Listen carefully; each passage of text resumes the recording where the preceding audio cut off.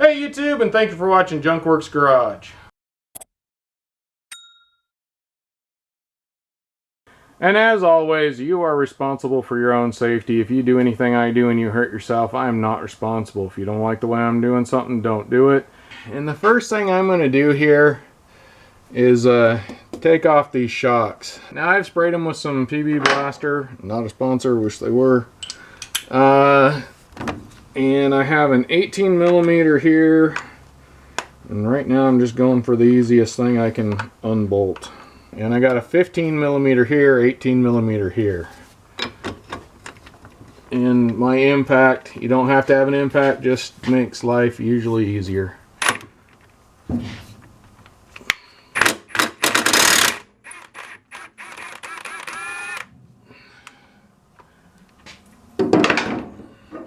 Yet again, I put some penetrating oil on this, but I'm going to start with this one and see how it does. It's a 15 millimeter. If anything else, it'll rattle this thing a bit and maybe loosen some stuff up and heat it up a little bit maybe. And that is not going to do it. Stuff. Okay. Alright, so this is definitely coming out. I'm trying to think. And upon further inspection, it appears that these, once I pull these shocks out, actually, there's a good chance that this rear end is going to droop or drop down quite a ways. I think the only thing really holding them in from falling too far is the shocks.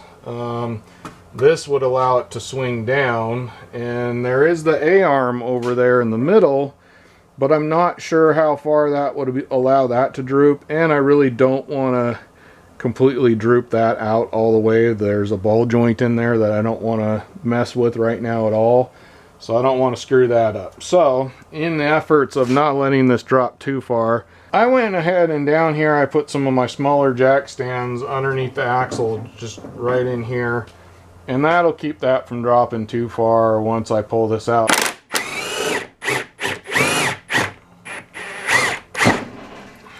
There we go. That definitely fell down and landed right on that jack stand there. So this will definitely allow your car to fall a bit.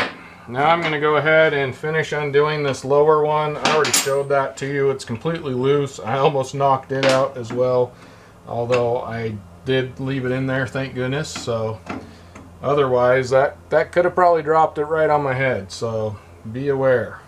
Well, I would suggest keeping your hardware, because I don't know if the shocks come with hardware or not. So I think I can go ahead and just pull this shock right on out of here. So now I got my, what it would be a transmission jack, just my cheapy Amazon one, got a video on it if you want to go check out my tools, products, and reviews playlist. Now after that plug, I got it all up on there. The jack stands are no longer holding this up, so it's on there fairly level and good the way I have it. So I'm pretty satisfied. I can pull these jack stands out hopefully and slowly let this down to where hopefully these springs will come out. A lot of hopes and dreams here, so let's hope they come true. So I took the jack stand from this side out, but left that one in. I'm hoping as I lower this down, it will just bring the one side down maybe, and allow this spring here to come out. Yet again, I have jack stands here if things start wanting to get tippy or something like that. So I'm not too worried about it, but I'm hoping that if I let this down, that'll allow it to tip down like this and let that out. Let's see now in reality how things actually go. Maybe this will kind of hold things. Be careful with your brake lines and things like that. You don't ratchet around those and bend them. But I decided to put that on there just for a little bit extra hopeful safety. Let's go ahead and I'm going to start letting this down, hopefully slowly. Alright.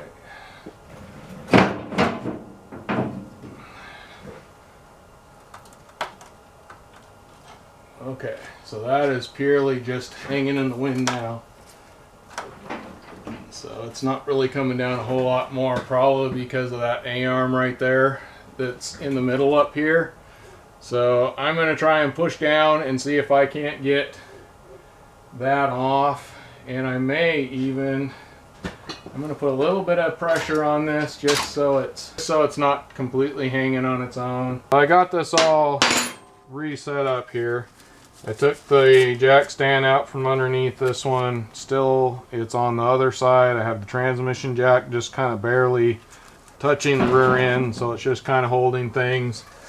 And I'm hoping I can just pull this right on out. And that came out quite easy that way. But I'm going to go take the spring out of the other side because I don't want to get the new spring in here and then have a problem trying to get that other one out because it's pushing up on it. So I put the one in that side just to get an idea of how to do this, first of all. And second of all, I figured the hardest one to do is going to be the last one you do on whichever side. So I thought I'll put that one in. It'll give me a good idea of how to get it in. And on the other hand, I'll be able to make this one the hardest one. So if anything comes along, you'll have a good idea how to hopefully tackle it. Now I gotta admit, I mainly have this thing off of the jack for the most part here. And the first thing you need to do actually is take this off of here, which you may have to get a bit of a pry bar or something like that to kind of pop it off. It is a little bit sticky. And I will say also, on the other side as well as this side, there's some rust around this, which I am just going to chip off for right now, as good as I can. Alright. And I need to do some more of that, but something I'm going to show you. I have this jack right here. I've been using it for a lot of things to help me, and what I'm doing is actually putting it on the top of the sway bar link here. And then up, at least on this side, on the other side, I don't know, there was some other thing attached to it. But where the exhaust harness here, or exhaust hanger here is, there's kind of a piece of metal back here that sticks out. And I'm just checking to make sure it's okay back there, which it seems to be. And I'm taking this, putting it on the top of the arm here, and I'm going to jack this up a little bit. And that will just kind of push down on this trailing arm here, so that it holds it down a little bit further for me. Now, this is definitely one of those places where if you do anything I do and you hurt yourself or break something, I'm not responsible. And another thing you can do for this is go get one of those spring compressors. That might make life a lot easier. I do believe that the spring compressor you can rent from O'Reilly's and auto parts stores will work with this one, but I can't guarantee it because it definitely won't work with the front. But anyway, so I'm going to take this and kind of jack this up a little bit here. Also letting down on the jack a little bit here, just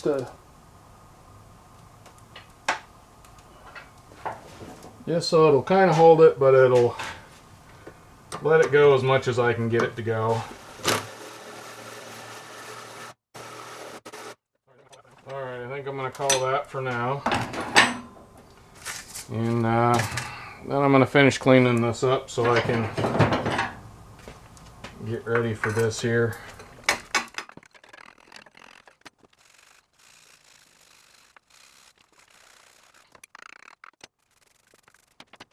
Right, and then just in an attempt to kind of make this last maybe a little bit longer, I'm going to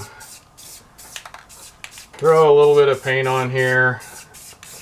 Admittedly, I should let this dry, but I'm not going to. We're going to slap this on. It doesn't appear to matter how this goes, and it definitely, you know, moves back and forth. So you might be tempted to leave this on there and put this on top, but it definitely says to put this onto here. And then something I didn't do was pay attention to how the spring should go. I honestly don't know if there should be a specific direction, but it didn't say in the directions to make sure, and I just didn't even think about it. But I probably, and you probably should do that. Well, anyhow, this, you can turn this once this is in here. Hopefully this side goes in like the other side did. And then I just set this on here. And yet again, you can go get a spring compressor. It would actually probably be a safer, better way to go. But I got a big pry bar here, and it worked on the other side, so we're going to try it on this side here. Or you get in the middle, but it does kind of pull up on the rubber piece here a little bit. Watch your fingers. Turn off your light. And of course, right as it popped over here, the light turned off. But hopefully you got to see that. Anyhow, so it's not really hard. See, it's still moving in there. That's how little pressure is on there right now. So you can take this and kind of move things around. And kind of, I'm going to go look at the other side, and I'm just going to make this spring exactly the same as the other spring on the other side, and hopefully, wow, and hopefully that'll make them ride decent. I'm thinking it needs to be, this spring needs to be here. That way when it comes down, it kind of goes into that angle. So yet again, you need to figure that out for yourself. Hopefully you've watched this and you were able to do it right. On mine anyway, where the bottom of the spring is cut, that wants to be centered to the axle on the inside on both sides. It fits that way well, so that's what I'm going with, because I've kind of messed with it and turned it, and this seems to be on both sides the way it wants to fit. So you can choose to follow that or not. Yet again, I'm not responsible. So now we got our shocks. We're going to stick this up in here. Make sure you get it on the right side of the brake cable, so it's on the inside towards the spring. Stick that in there, and we will run it down by hand. I don't have my wrench here right now, so right now it doesn't really matter. I'm just going to run it in by hand. It'd be nicer if I had not forgotten my tools on the other side, but regardless. And then normally I would tell you go ahead and cut this and be ready with the bottom bolt down here to pop it in as it comes down. Well, on this one it doesn't quite come down all the way, so we're just going to cut this and let it go.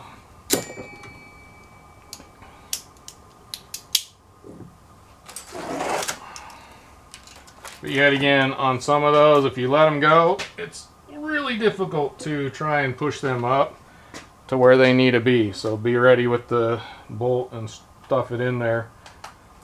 Now, because of that, I can put this right here, and we are definitely about, I would say, 1 inch to 2 inches short on these, which leads me to believe that this may not work. We shall see. You need to do your own research. These shocks did not come with the lift kit. They came with the new struts that I bought in the beginning. And then also it said for some shocks it has these right here, but to me that seems like a spacer that would go in like a shock that goes up in, and then you put this spacer on there to bring it down. We'll see. I'm going to lift this up. If I feel like we're hanging a lot of weight off the shock all the time or something, or I notice larger knocks and bangs in the back end when I'm doing stuff, this is not a full-on off-road going crazy vehicle. I use it on the road 99.99% of the time. But you still don't really want your shocks bottoming out. That can harm things. Now yet again, I'm using my handy dandy jack here to move this up. I just got it where I had my jack stands in the beginning.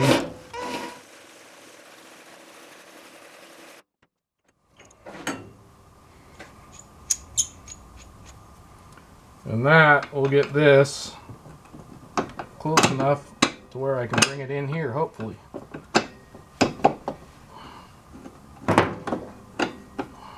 Yet again, I'm just going to do it by hand. Now, I do actually have torque specs on this one that I'll tell you based off of the instructions I got with the lift kit. So, this is not gospel, but it says attach the shocks, torque spec is 85 foot-pounds. Install the wheels and lower the vehicle, torque spec 100 foot-pounds. So, you can choose to use those under your own authority, or you can be smart and check it out for yourself and make sure that's right. So I am going to actually go ahead and torque these things up. So here we go, the measurements. First of all, I'm going to say, gotta get you here. Please go check out my playlist for this Jeep Liberty. Not only is it going to have the lift video, I'm going to do front and back separately, as you've already probably noticed. But I have several other videos on this Jeep fixing other problems with it, including some auto body, fixing some rust and things like that. So please go check out my videos so I can get a paycheck. Now back to it. The right front I picked up exactly 4 inches, which surprises me. The left front exactly 4 inches. Both measurements to the exact mark was 4 inches on the dot in the front. And that's the right rear. I got 2 1/4 inches of lift in the right rear, and in the left rear I got 2 1/8 inch lift. So there's a 1/4 inch off there somewhere. But I have a feeling once I drive it around, like I said, and it jounces more and bounces more, that we will measure this again, and some of those measurements not only are going to change some, but probably go down a little bit as things settle in. Also keep in mind, I have not done a front end alignment on this. Altogether, I'm pretty happy. I like the looks of it. The only problem now is my tires are too small, but they are brand new. They're less than a couple years old. So, when we bought it, they were brand new, and we've only had it a couple years. So I probably will not be changing those out anytime soon unless I can put these tires on something else and later on put bigger tires on it. So if there's a tire company out there that would like to see their tire on one of my videos, I would very much appreciate that, because right now I can't afford tires. All in all, the front end was fairly difficult. I will put it right out there. There was a lot of thinking involved with that one. You definitely have to, for the lift, you have to tear everything apart and kind of move things around, and it's just going to be what it is. Otherwise, you're not going to get in there. If you don't put the lift on here, you're just doing struts, man, that would be so easy to just pull in and pull out. They're really not difficult at all. So that extra, what ended up being 4 inches of lift, made it a lot more difficult. As far as the rear end, super simple. Well, get out there and get your junk working. Thanks for watching Junk Works Garage, where I'm proud to say I'm a jack of all and master of none. You all have a good one.